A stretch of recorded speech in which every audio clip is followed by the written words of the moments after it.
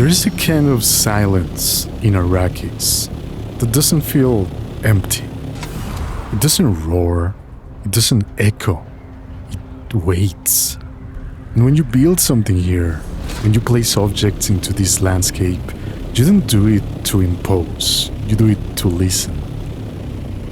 This isn't just a base, it's a complex, a structure shaped by the dunes, the wind, and the sun's indifference.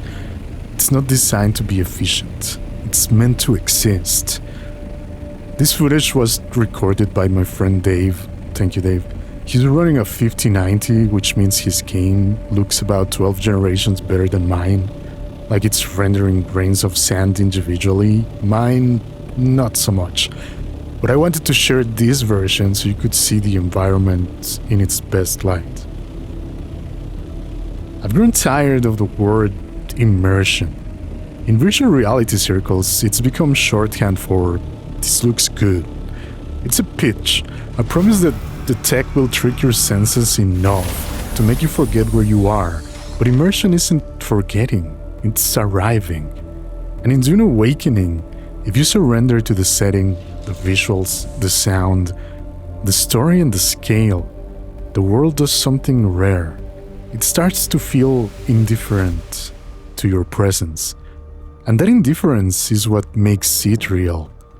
The sun here is beautiful and deadly. It doesn't just light the world, it judges it. So this space isn't designed to minimize walking distance between crafting stations. It's not a production line, it's not a shortcut. It's a place, a locus, as Aldo Rossi would say, a space with permanence, with memory. Architecture that tries to belong. The complex is then two-sided. On the lower side, an outpost and a garage with a ramp for wheeled vehicles.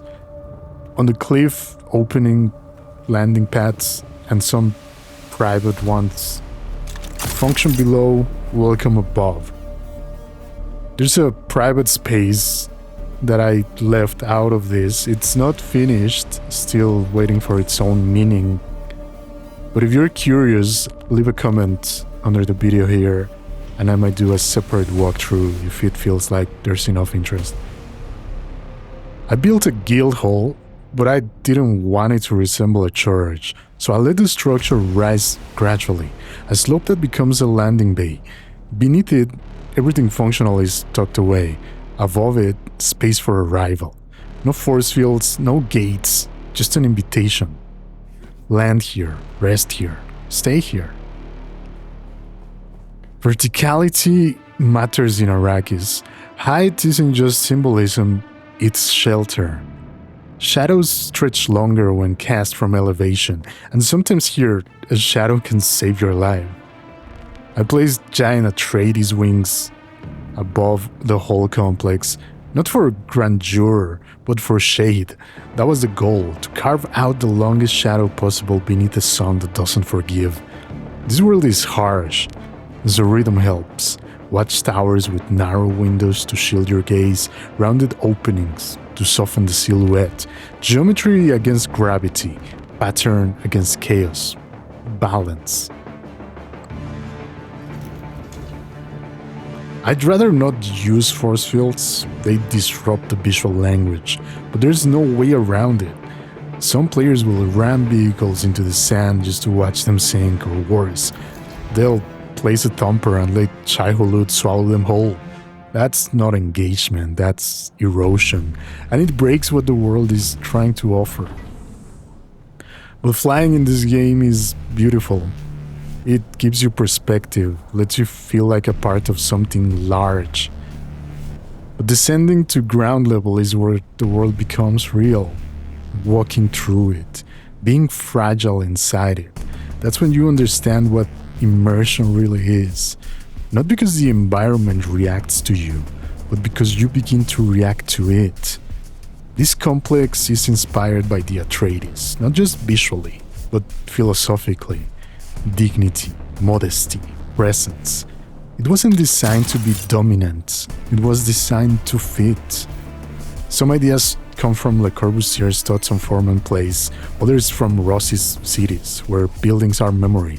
But here, nothing is truly permanent.